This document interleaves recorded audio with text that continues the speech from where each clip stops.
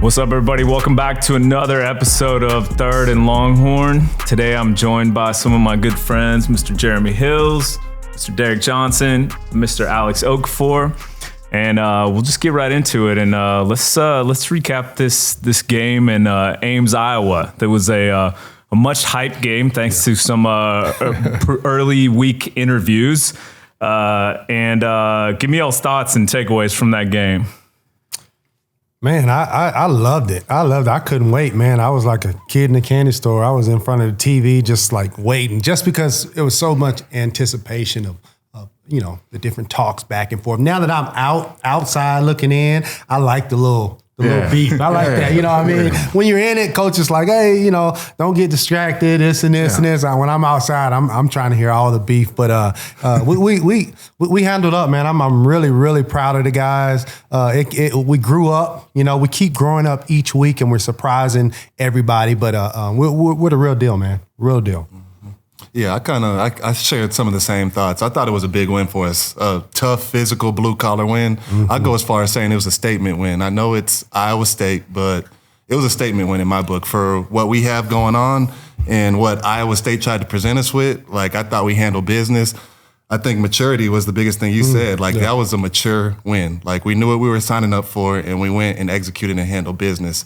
Wish we would have started a little faster and not turned the ball over. But outside of that, I was pleased with everything I saw for the most part.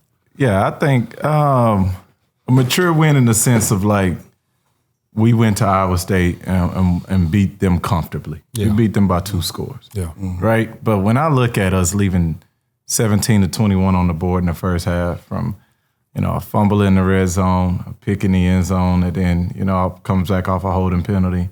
And then the other touchdown that got wiped away on the kickoff return, the punt return, excuse me. I'm looking at that and I'm thinking like, the bar is not Iowa State. Mm-hmm. So where we're headed, are we going to be able to leave 17-21 points on the board and win by 10? Mm-hmm. Is that still available?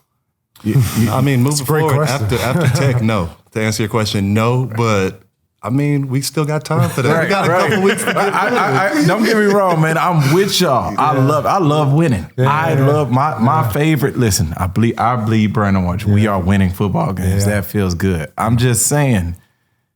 Listen, we got one, maybe 2 more at bats before the playoffs come, and then it's there's no more. Yeah, we're getting better. That product better be ready to go. Yeah, and so I'm enjoying it. I'm gonna enjoy it. I think they should enjoy it too. We still missing some. No, I agree. Some. We still haven't put together that full game this year. It just hasn't happened. Exactly. And I think, but I do. What I liked about this game was people have been challenging Texas's culture for years, right? Saying that things are messed up, things are toxic.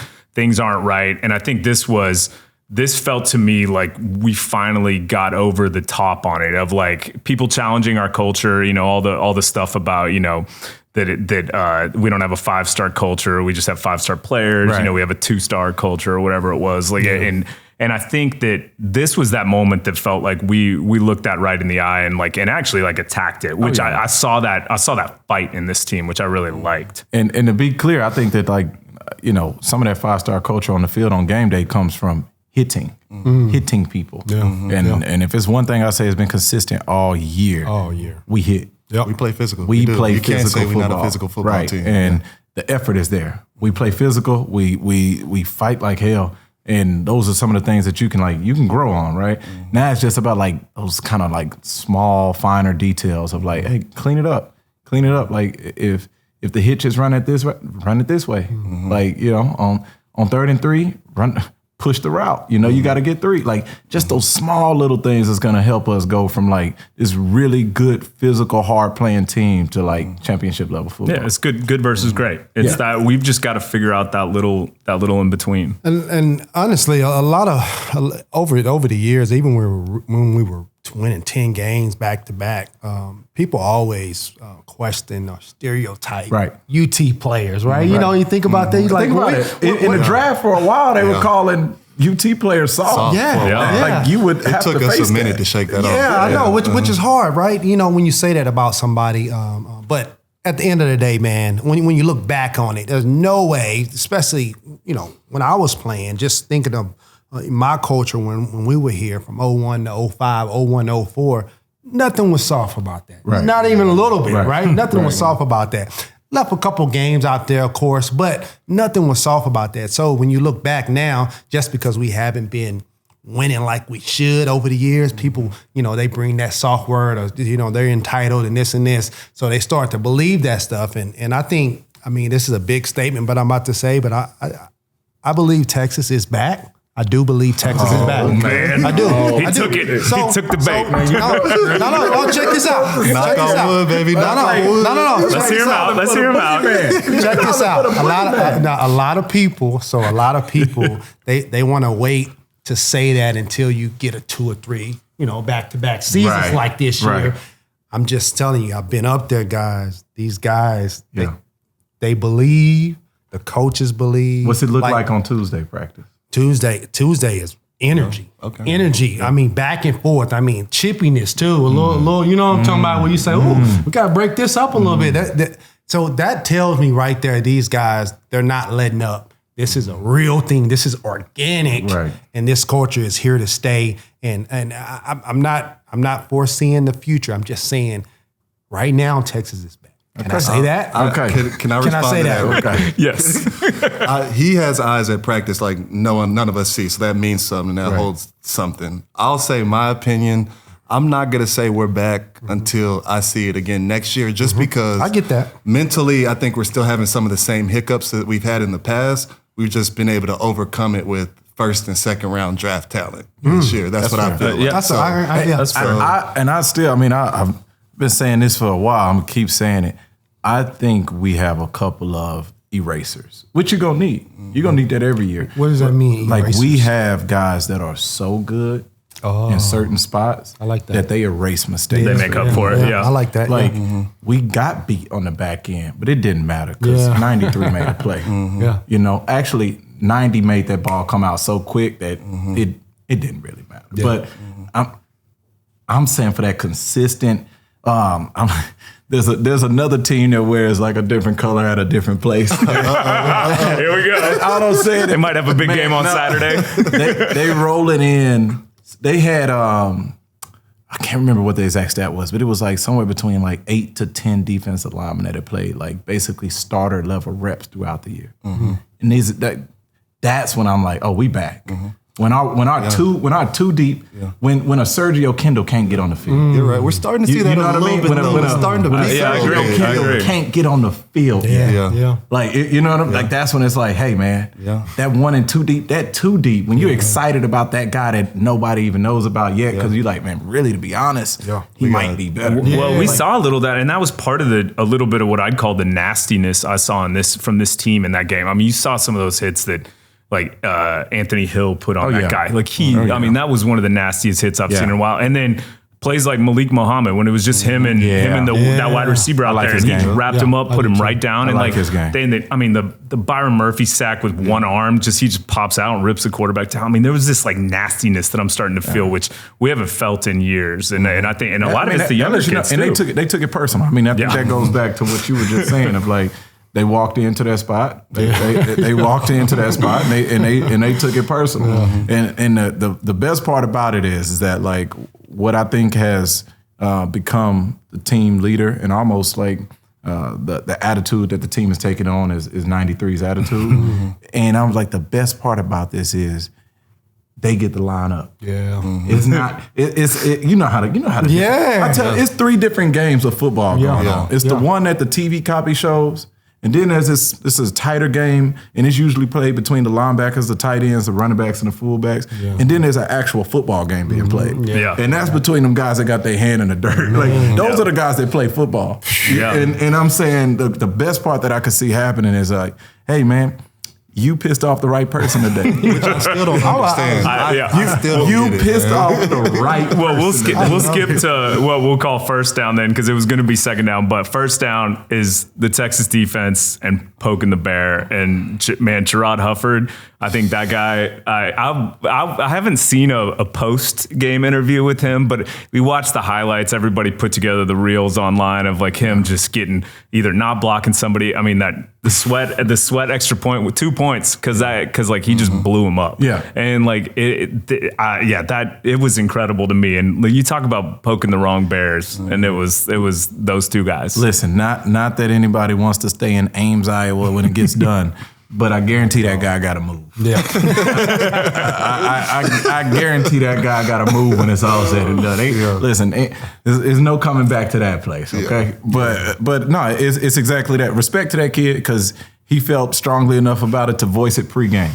And if you're going to do that, they say you got to back it up. Now, thank you is what we can tell that guy because our guys did not follow. You gave our guys something. In the words of Byron Murphy, 9 yards rushing. That's all. Don't write no check you can't cash, little guy. And then Xavier called him out. Yeah, we got an ego for show, and we got culture and the talent to never be loud and wrong at Gerard Hufford. Hope you had a good senior night though, Xavier Worthy. I like it though. Yeah. There's this nastiness in this team that and it's like you're gonna call it out, and like we're gonna come right back at you. I mean, Sweats was great too. 9 yards rushing, that's tough. Yeah, listen, and I hope that rolls over, right? Because it's a difference between like thinking you're good and knowing you're good. Yeah. Those are the comments from people that know they're good. Yeah. Like I don't have to, don't get me wrong. Yeah, you should be humble in your approach with most things. But when it's time to strap on the pads and play football, I don't need a lot of humble guys running around. You need to separate yourself. I need alpha males running around here. And so, that's an alpha male culture. Those are alpha male statements. Yeah. I think we're led by our defensive line. I really do. I think we're led by those guys, and they're high character guys. I mean, NFL type of guys. When you're around them, shake their hand. If you talk to them, you know their mentality. You know they you want to be by those guys. Like if you want to go in the back alley on a street fight, I got sweat these guys. I'm good. I'll take sweat Murph. Yeah. Right? So they definitely wrote a check that they couldn't cash, but it's one of them things where, let's say you're at the club, right? Not that this happens to us, right? But they pick a fight with somebody, and you go back and get your boys, and they looking like, man, you pick a fight with them? Like really? Yeah. And I mean that goes to the coaching though. Yeah. I think that level of talent, I'll say, has for the most part been around. Yeah. But to get that level of production out of that talent, that level of growth out of that talent. They've developed a lot. Like both those. Yeah. One of the biggest knocks that I can honestly say that has been on the University of Texas for a while is that we get this 5-star talent, and whenever that guy leaves, he wasn't that much different than when he got there. He was. I mean, he got a little bigger. He got a little faster. He understands football slightly better, but he wasn't that much different. I think you look around that field now, and Xavier Worthy looks like a different player. He looks like a better football player. You know what I mean? Like you're looking around this field now, and I'm like, man, there's multiple guys that they look like better football players. Don't forget about Brooks just because he hurt. This kid has gotten better. He entered the game as the backup. Now I'll tell you, we got a chance to see why. I didn't know Baxter's talent. Yeah. It's there. You know what I'm saying? For sure. All I seen was, I'm excited about this kid that everybody's raving about. He came in, he got hurt so early that we didn't really get a chance to see it. I think, this past Saturday, I was like, he made a couple cuts, and I was like, man, he looked like a guy that used to wear 25 back then. Yeah, no, and it surprised me too, because I've talked to a lot of people about CJ Baxter, and surprisingly, a lot of guys were like indifferent about him. A lot of people felt like he was stiff, which was surprising to me, because every time I saw him on the field, he's making somebody miss every single time, especially in space. So I kind of saw it, but there were reservations. So I'm glad that this game kind of cleaned up all the reservations that were about him. And he showed that he's special. Well, he was just hurt. Yeah, absolutely. Well, I mean, he got hurt on that first play of the year, didn't he? Like it was. I remember in that game, like he had a nice run, or I don't know if it was the first play, but it was that. And it was super early on. And I think it's part of his running style. Like it's guys that run straight up like him. They don't like. We just assume they don't have that wiggle. Very true. They assume they don't have hips. If they're a taller. Whereas he's making guys miss, and you see it. There's a reason he is who he is and was ranked where he was, and I think we really saw it that game. And for him to be coming in now, being able to be late in the season and be a backup, come in, get some carries here and there, know how the flow of the game goes. Now to say, all right, you're the starter now. I think he's ready now. I think they tried a little bit earlier and he wasn't, quite ready. I mean, I think he started first 2 games or first couple. And he had that high ankle. Yeah, he had the high ankle. Okay, yeah. So I think Coach Choice is doing a great job with those running backs. Listen, man. I really do. I know college is a little bit different than the league, but I just keep thinking to myself, like, man, that's a guy that I want on the staff for a while. Yeah. And I'm just hoping somebody don't. He's really good. I don't know how long they. Man, you look at like what his resume looks like of guys that have come, since he's been here and the level of production that we getting at that spot. Name me a more consistent run of backs. Yeah, I agree. Like just. Boom, boom, boom. Next guy up. Yeah. Literally, next guy up. Jordan Blue looked good. Jaden, yeah, looked good. He looked good with the touches that he got. I'm like, man, hey, this is. I was curious and a little bit, apprehensive even to like, all right, what's this going to look like without 24 back there? Quinn is obviously playing. He's not 100%. The way that you would like to, complement that is with a strong running game, but the guy that's toting the pill ain't there. And the other guy, to my knowledge, has been hurt. What's this look like? But 4 and 23 held it down. Yeah, he did a real good job. Well, and that was my second down. Is like it's talking about the running game and things moving forward. And I mean, we already covered Cedric with his 20 carries, 117 yards, which is a beastly is that what he effort. Finished with? Yeah. Oh, yeah. And then I mean, the backs finished with 9 catches for 44 yards. Yep. And I mean, I think that's where Blue really makes a difference is in that receiving game. And he's got that wiggle, right? He's the one that you look at and you're like, and man, he's shaking people. Fast. I totally agree. Yeah. But I mean, like going forward, I mean, do you foresee it as kind of mainly a CJ workload with a little bit of Blue mixed in there, maybe some Keelan Robinson as well, or what do you guys foresee? Yeah, I think it's just what you said. I think more Baxter. When you the workhorse, you got JB in there, you can kind of switch it up a little bit more. But JB is the guy, by the way, big time player. But now that he's down, you just got to give Baxter more of the load. I think he can hold it. He's a big body. Hopefully he doesn't get, injured or anything. But you have those other guys that different backs from Baxter that can really add value to what we do as a whole. I mean, our offense, we can spread them out and get people in space. And to add on that, if this past weekend was any indicator of what we can expect from 4, then I clearly see why he was. He needed this game. I clearly see why he was a starter going in. Yeah, for sure. It was a different level of explosiveness when he got the pill in his hand. Yeah. He's making guys miss in the hole. And any running back coach in the world will tell you, one's going to be unblocked.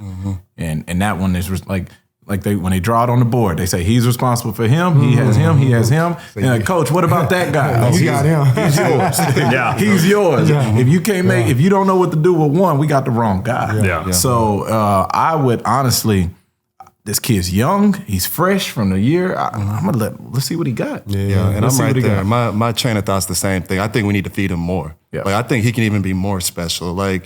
Coming into the season, I kind of compared him a little bit to Eric Dickerson. I know that's way back, but I can see that running style a little bit. Yeah. But Eric Dickerson. I think he's the type of back, like, I'm not like the Eric Dickersons, like, not saying he's Derrick Henry, but the type of player that the more you give him the ball, the better he gets, man. That makes sense. And just to add to that, when you get these big guys getting the ball a lot, I'm telling you, as a defensive guy, you say, man, like that, here we go. Here he comes again. Man, I'm just telling you, psychologically, it's a thing. It's a thing. And last thing I'm going to say, like, I want to commend him for battling injuries as a freshman early on and not shutting it down. Like, staying the course, staying ready for your moment, and now you have a chance to really contribute on a team that has championship aspirations. And again, that can't get lost either. And how much of that, no, don't get me wrong, he had to do it, right? But I'm very curious what those conversations was like with Coach Choice. True. Like, because it's a long season. Week 8 and you still ain't playing that much and you got another Tuesday practice. It's a long season. It's full. Listen, we full pass out here for another 3 hours. It's a long, and it's and not in a jealous, envious way, but 24 at this time is killing it. Yeah. They saying he might be running back 1 off the draft board. Hey, it's not looking real Well, and for you CJ right was now. in a boot for then, you to, too. Yeah, for you to stay that course, right? And then the first time I seen it, he was ready when his number was called at U of H. He made a damn good play in the fourth quarter of that game against U of H. And then it just felt like as he was getting more healthy and his number was being called, he was ready. Right. You know what I mean? So, yeah, the kid is obviously special from a talent perspective. But from, mentally being able to stay in and face that level of adversity, because he came into the season as the starter. Like, don't let that, y'all know what it's like. He came in, the work that goes into the spring, the summer, fall camp. And you came into the season as they starter. came up with a decision, hey, you're our guy. Yeah. You and got look at JB, too. See the guy behind you blow up like he did. Blew up. Yeah, like, blew up. It takes, so, it takes I'm going to give him his. Well, let's move to third down, and we'll see. I'm very interested to hear y'all's thoughts on this. Who was your MVP for the Iowa State game? I don't have one guy. I'm biased. Y'all know I'm biased. 9 yards rushing. You look at that stat line. You can't win a game with 9 yards rushing. 21 I don't care carries, who you are. 9 yards. So I got to give it to the whole D line. Yeah. It's going to be hard for me to just pick one guy, but I got to go whole D line just off that stat line alone.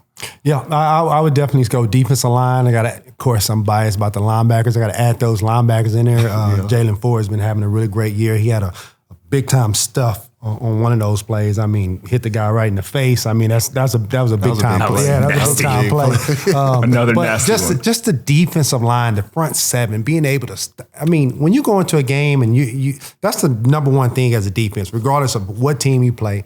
Stop the run. And when you go in there and do it, at 9 yards, honestly, before the game, if you tell them, hey, they're going to have 9 yards rushing, they'll be like, golly, they ain't going to get nothing today. But they can't win. Yeah, I know. It's like you cannot win with that with that production. And our defensive line, man, they're big time, man. Front seven. I agree with that. I got two. Actually, I got three. The first one, I'm going to stay with the linebackers, but I'm going to go the other way. 33. He had a good game. 33 good call, Jay. Yeah. Good call, Jay. 33 had a game. Like, the boy was everywhere. That one play, I remember where he went straight through that gap and he made a huge play. The boy was everywhere. Like, everywhere. He deserves it, too. And then, secondly, I want to give it to the coaching staff. Because, I felt like we played a very well-coached game. Again, now, the same stat I bring up earlier, I'm going to bring back again, but for a different reason. 17 to 21 points left off the board. You see what I'm saying? But those plays were called. We did have our players in the right position. You see, the things that the coaches needed to do to be successful for that play happened. Right? Now, and to overcome that and still coach that damn game the way they coach it, still put up 26 and only allow 16. Yeah. Sark's play designs were unreal this week. So from the head coach down, they had their players bought in. They had them bought in. And then the last one, my real MVP of this entire game, man, my guys that showed up and blew the whistle. The zebras couldn't happen without the zebras. I will never for the life of me understand how you got T-Sweat, who is probably the most productive defensive tackle in college football right now. And somehow magically, every single week, not a single player commits a foul against him. Wow. Yeah, not one. He has zero holding penalties on the season. That's insane. On the season. Yeah. So salute to those refs. Yeah. Their allegiance to the Big 12 is very commendable. They had the boss was at the game, so they had to. How much they are dedicated to the Big 12. And I salute them on our way out. I cannot believe that this is happening in real time, and it just keeps getting swept under the rug every single week. It's the most bothersome thing. Call the game the right way. Yeah. Hey, you've seen holding on our plays. We take that. Yeah. How do your eyes not work the other way? It's just what I like to know. It's egregious at this point. And I'm part of it, I'm so excited to get out of this league. Even that punt return, that was so ticky-tack. I couldn't see it. Somebody had to point it out to me. I've always said this. I'm going to continue to say it. If we committed the foul, call it. Just call it both ways. 100%. Just call it both ways. Is all. If it's going to be, every baller wants that. If it's going to be ticky-tack, cool. Let us know early. Right. If you're going to let us play, cool. Let us play. But just don't let him play and then ticky-tack on me like that. Yeah. I don't know what to do. I do want to add one thing. I'm glad you mentioned this with the linebackers. David Kabinda, number 33. 33. So he started. He's been starting for the first half of the season, and they've been slowly getting Anthony Hill involved, more and more involved. So now he's starting, and Davis taking he's a fifth-year senior. He's taking a back seat, but still plays, right? Smart guy, high energy guy, probably the hardest working player on the team. Literally, the you gonna hardest get that from a fifth year. Yeah. But saying that, being able to come into a big game and not have those, they talk about Texas have these egos. No, being a team guy. I mean, that's a team guy, fifth-year senior, a freshman starting in front of you. But he still gets the ability to play on the field. But then at the end of the day, just come out and make plays. Just make plays. Yeah, just clear your mind and go. Not be distracted and go make plays. And this tells you just the character of him. Just kind of like Baxter now, being able to be the starter now. But shout out to Bender, man. The last time he popped off the tape to me was Bama. I remember Bama specifically. I was like, who is this? Yep. Why hasn't he been on the field? He hit the ground and boom. Kid popped on, like when you cut the tape on, he popped off the tape. And then when I'm watching this game too, I'm like, here we go again. On the road, hostile environment, and he's popping off the tape again. I'm like, yeah, I like it. He looks good, man. But Anthony Hill's ceiling, to be clear. Oh my goodness. He's going to be special. I want to make sure that people understand my eyes work and I understand football. Oh, yeah. Anthony Hill should Anthony play Hill is a dude now. Trust me. He should be on the field. Well, I tend to echo you guys. I mean, I think the D-line, it's tough to argue anything bigger than them in that game as far as the MVPs. But I do think, I really agree with what you said. That was like the coaching in that game and the way they reacted. And I saw something at the end of that game. It was the drive that we got the field goal to go up by 10. And it was a third down or a second down right there. Where normally Sark's gunning those next two plays to get that and maybe three to get that first down. And instead, I think we had a penalty or got behind the sticks a little bit. And he on that third down play, there was a run that he set up the field goal. And that to me was like, that's a different Sark. Most of the time he's going for the points. He wants the glory. He wants the sweet deep ball to AD or something like that. And instead he's like, we're getting a field goal. I trust Burt, which I'm going to stay in the corner of he's not the MVP of the game. But Burt Auburn continues to be solid and get no love. 3 for 3.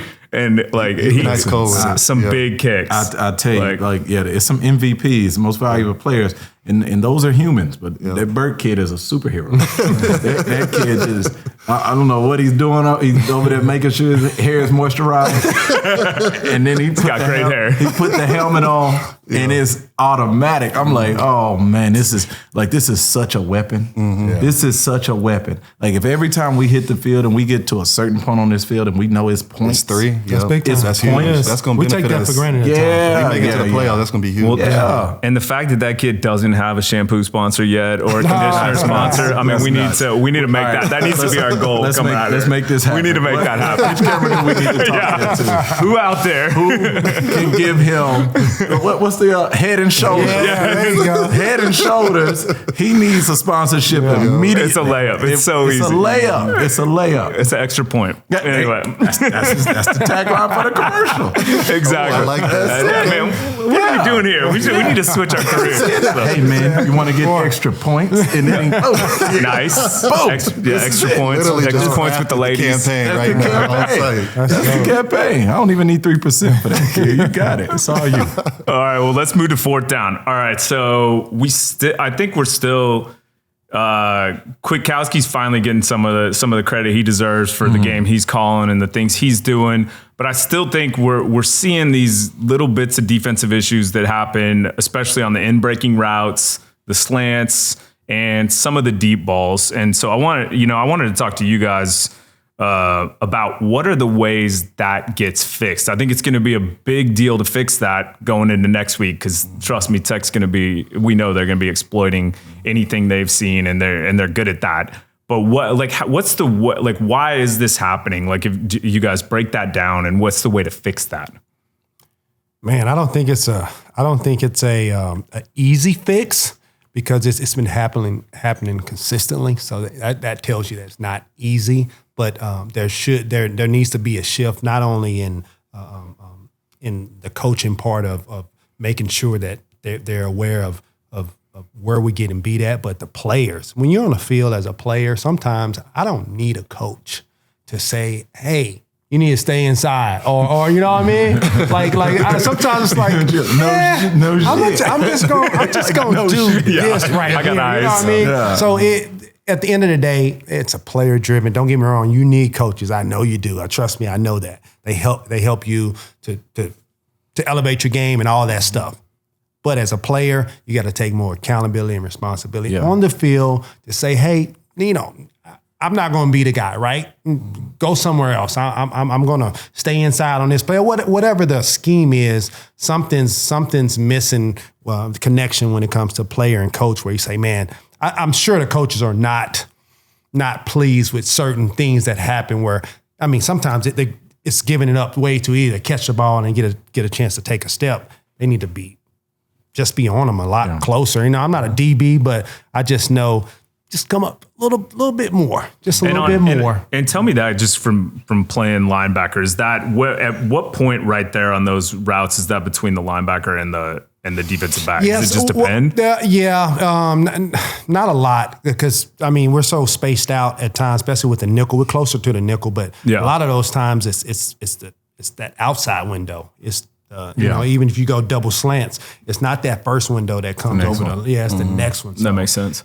So, but again, cornerback is the hardest position on the field. So don't get me wrong. I know if you're going to get up there, deep ball's coming. So I mean, they do have their problems out there. So it's a hard thing to fix. But at the end of the day, we got the 5-star players, 5-star culture, and we can get it done. We can get it done. I think we're seeing at least in this Iowa State game, you got an opportunity to see them try a couple of different techniques at it.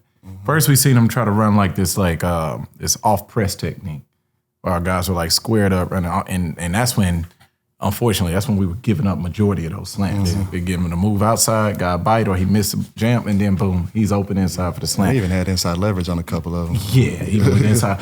What was interesting was what I seen them switch it up a little bit later, and he was playing a little bit outside, and they brought the safety down and invited that slant. And that safety punished that receiver. And I was like, okay, he caught it, but he knows his consequences. I'm watching the game like, let's see what happens next time. I kid you not. Yeah. They ran that slant again, and that receiver, all of us, and it was an incomplete pass. And I was like, oh, okay. So is put the fear of God in him a little bit. Are we saying I tell you what, throw the slant, I dare you? Yeah. Like, is that what we're gonna do? Because if that's what we're gonna do, then that's what we're gonna do. But I still think that we're figuring out exactly what the answer is for that. Yeah. You know what I mean? Like, it's tough, but you tell your defensive lineman too, like if the slant is a 3-step, right? So it's boom, boom, boom, ball out. If they're gonna do that, get your hands up. Get your hands up. Make that slant ball a difficult pass to complete. And again, we got the caliber and the size on the defensive line to make that happen. I guess for me, I'm not going to get into schematics. I'm going to get more of just me being a defensive player and what I've seen. You kind of brushed on it a little bit. At this point in the season, if you're still seeing the same issues, I don't think they're going to get fixed. Like, there's obviously something there that's not allowing us to fix that or make those plays. So it's now, how do you mitigate it a little bit? And I know from my past experiences, what you do is you look at the coverages that you play the best in, and you're like, okay, over the course of the next 2 to 3 weeks, we're going to stick to these 3 coverages, and we're going to play these 3 coverages lights out. So I think... Ain't it crazy how, like, when you're doing install, it's fairly basic, and you find what works for your level of talent, and then you try to isolate your star player on defense to give them the opportunity to be great. Right? Yeah. And then you add things to it and build. And then it's crazy to me every year that when you get to the back end of the year, peel it back. We're going to get back to the basics. We're going to get back to what works. And all of a sudden you see this team come back after 3 weeks of bowl prep. And they running some pretty basic stuff, but they are flying around the field. That's just when you were talking, I'm like, golly. That's exactly what it is. That's like you try, like, ideally, as a D coordinator, you understand the game mentally. So you're like, there's so many things we can do to beat these offenses. But as a player, like, you can't install everything and run everything. Like, that's too much thinking. And it's not built for every defense. Right. So, like you said, usually towards the end of the season, when games really start to matter, you peel back what you're doing, and you know what you run best. Yeah. And you're going to go out there and run the hell out of that. Yeah. So. Yeah. That'll be interesting. So, I mean, I think it'll be interesting to see what Texas believes those calls are. Mm-hmm. Like what's their best three? Mm. Like what are they going to put out there to like really stop? I don't think Tech by no means is like just going to be a pushover, but I don't think that Tech is the same way I said I didn't think that Iowa State was, the bar. I don't think beating Texas Tech is the bar for how good we are. I think a rematch in the Big 12 championship will let us know. Mm-hmm. And I mean that. I don't care what OU's record is. The way that they play football, their style of football matches up well. Yeah, I agree. So I think that'll be a little bit more of an accurate bar as far as our growth from when we seen them in Dallas to who we are today. Well, that takes us to, I know we're going to wrap it up here, but I think let's talk about our kind of predictions for Tech this week. I think, look, there's 6-5 team coming in. They're technically what sits on our schedule right now is the last piece of the revenge tour from last year. The team and this team, talk about bulletin board material. They gave us some last year with people running on the field, yelling in our faces, and not even that. The head coach. Oh, and the head coach. Everything runs through Lubbock. So don't forget, people be on the mic talking crazy. Show me the money, like Joey McGuire. But I think this is going to be an interesting matchup. Like Tech has recently found ways to exploit a lot of what we do. They have a great running back coming in, which is going to be an interesting matchup now, right after the statement we made last week versus Taj Brooks this week's a kid that can run the ball. So I think it's going to be an interesting week. I want to hear y'all's thoughts and predictions on how this game goes. I think we just need to keep climaxing and peaking. At the end of the day, it's all about not having a perfect game, but peaking in the direction where you say, man, throughout the season, we're getting better and better and better. And trying to, that's the standard, right? That's the goal, that's the bar to get this complete game, offensively, defensively, special teams. And it doesn't, Texas Tech is not, they're not us, right? We're a lot better than Texas Tech. But Texas Tech coming here, they'll be all fired up. Everybody's going to play better against Texas, right? Because this is their Super Bowl with a big ticket. But being able to kill the noise, how we've been doing all year, being able to play at a standard, and if they want to make it a game, they got to play on our level. Mm-hmm. If they want to make it a game, they got to play, and they got to. That's a lot. But this is how we roll defensively. This is how we roll offensively, and regardless of who we playing against, roll it out there. And we're confident. Like we're at the 12th game of the season. Mm-hmm. We're 10-1. Yeah, we should be feeling pretty good at home on senior night. Mm-hmm. That's a big deal. Senior night's a big deal, and it comes. I'm telling you, now I'm thinking about how senior night is, man. It's crazy. You go through the season, you senior night's coming, and then when it actually is here, it's going to be emotional for the guys. So we got a few seniors that we need to send off right in DKR. Yeah, so I guess my prediction is I think it's going to be a close game. That's what we are. Like, we put out close games. But I think we can be pleased and happy with the win as long as the formula stays the same. And the formula is D-line plays lights out. You got an explosive player in the backfield that we hand the ball off to 20 times a game. And then our air attack continues to be dynamic and one of the best in the country. Yeah. I think if we execute those three things, no matter the score, which is going to be close because that's who we are, I think we can be happy with a win. I think I disagree with Oak. I do too. I'm thinking I disagree with Oak, man. That is true, whatever you're saying, but not this guy. That's true. Not this guy. I'm being honest. And I'm going to take it back to Iowa State for a second. I'll try not to take too long. Man, if we're able to be, I will never just blame the refs, but we left 3 scores on the board, That's gentlemen. Who we are, though. No. We left 3 scores on the board.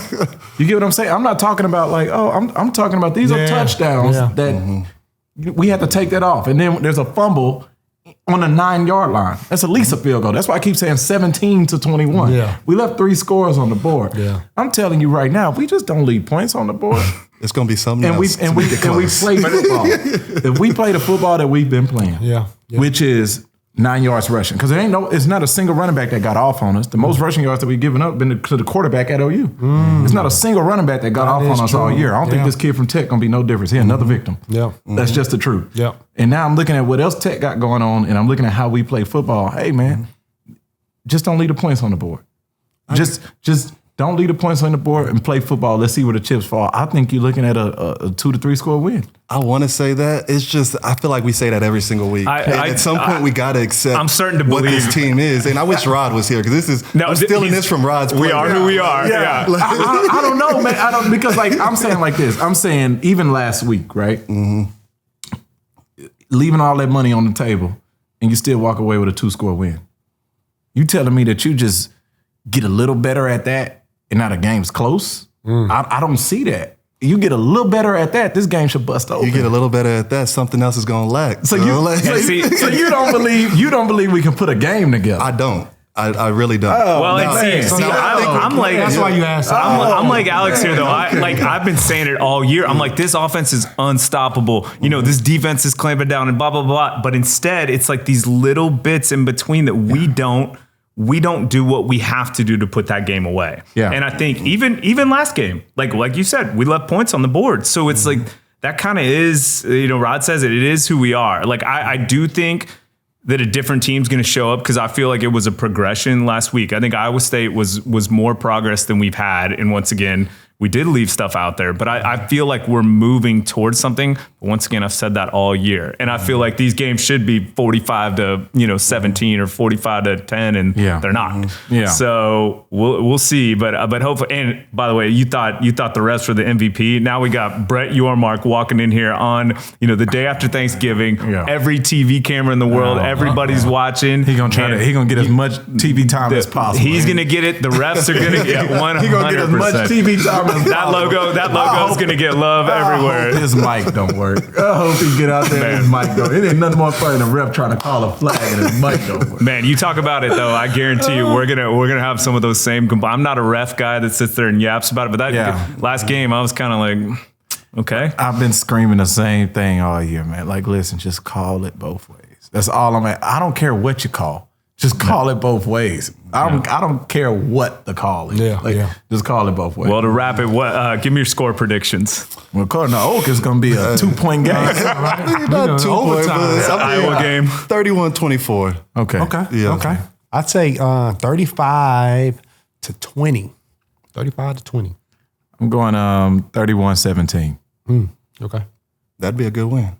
That's why I'm going 30. I'm going 34-17. Let's give Bert some love in there. There we go. There we go. And I hope that after he hits it, he takes his helmet off and looks at he finds the nearest camera and he's like, just shakes his hair out. Just shakes the hair out. That kid.